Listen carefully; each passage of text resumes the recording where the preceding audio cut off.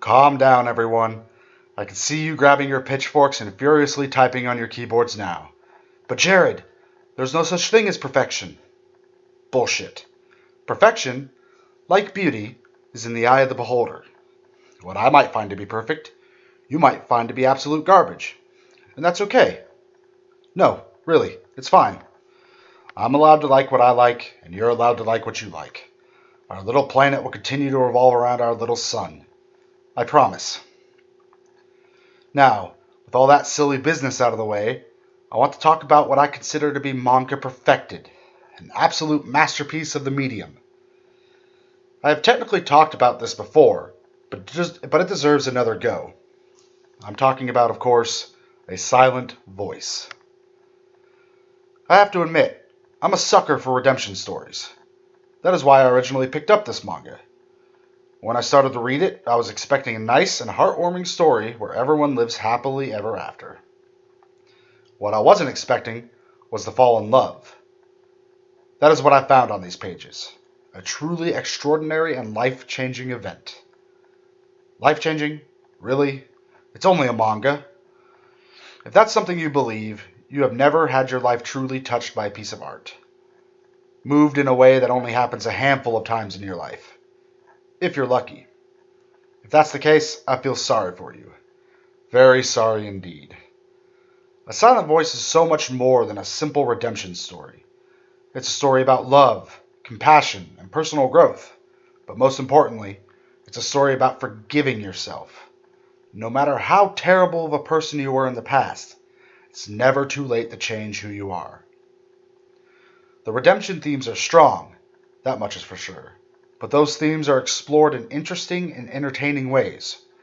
There is absolutely nothing stereotypical about this story. A Silent Voice presents us with a rather simple scenario. Shoya spends his youth tormenting a young deaf girl, Shoko. This doesn't bother him, of course. He's always been a bit of a troublemaker. That is until his peers start to shun him. At this point, he continues on pretending that it doesn't bother him. Even into his teens, he continues to wear the mask. But eventually, he starts to realize that he can't live that lie anymore. His torture of that young girl has followed him everywhere he went, and the guilt starts to eat him up inside, slowly but surely. That is when Shoya finally snaps. He is tired of being alone, tired of being treated like a monster. No matter what, he's going to make it up to Shoko. Somehow, he's going to make things right. At first, it really seems like his journey is a selfish one. All he wants to do is make himself feel better. He just wants the guilt to go away. But as the story continues, we see him actually grow. Yes, he doesn't want to be seen as a monster anymore. Yes, he wants the guilt to go away. But most of all, he wants to heal the wounds that he caused. He wants to make sure that Shoko isn't bullied for her handicap ever again. This starts the journey of redemption I have mentioned so much up until now. Not only does he try to mend his reputation with Shoko, but with his other peers as well. Over the months, he learns more about the people around him than ever before. He learns of their personalities, what they like, what they dislike, but most importantly, he learns that everyone has struggles. Everyone is going through something they aren't willing to talk about to others. And regardless of this fact, you have to keep moving on, one foot in front of the other. Like many good stories before, a calamitous event brings the entire cast even closer together, allowing them to show each of their vulnerable sides, allowing their bond of friendship to grow even stronger, even as life draws them apart, taking them all on new adventures. All of these events that they have dealt with shows that no matter how far apart they drift, they will always have their hardships and their triumphs, keeping them together. An unbreakable bond that will last a lifetime. This story is such a relatable one. We have all done things in our past that we aren't proud of. Things that we wish we could go back and change. But few of us have the courage to do so. Far too many of us are content on just letting the past stay in the past, even if it eats us up inside. That is what A Silent Voice brings to the table. A A story of a young boy and his friends who are strong enough to try and change what they don't like about themselves and the world around them. If you can't tell from this long-winded speech, A Silent Voice holds a very special place in my heart. The twists and turns, the character development, and the sense of realism combine to make a story that I hope to revisit over and over in years to come.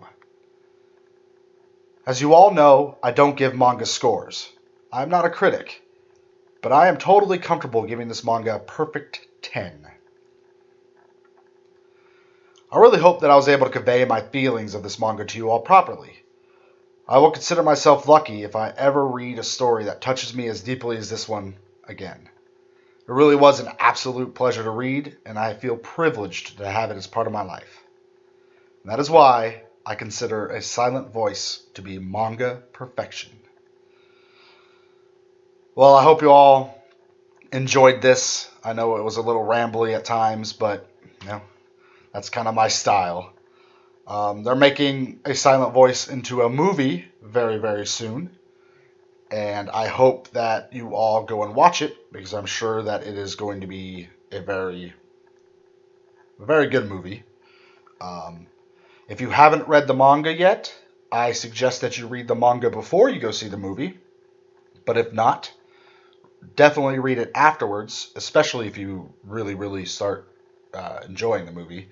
Definitely check out the manga. It's only 7 volumes long, so it's not a huge time investment, but it is just an absolutely amazing story that I think that you all are really, really going to enjoy. I try to only recommend manga that I think the majority of the people who watch my videos or listen to my videos will enjoy, and I definitely think this is one of them. Thanks for listening as always. You can find all my links down below, my links to my Twitter, the links to my anime list, and the link to my blog, where you can find the transcript of this video. I'm trying these new things out where I just read my blog posts and have some, images play on the screen for people to look at. It's fun. If people are like me, they like to sometimes just listen to YouTube videos while they're doing other stuff. So, thought I'd give that a shot. As always, thanks guys, and have a good one.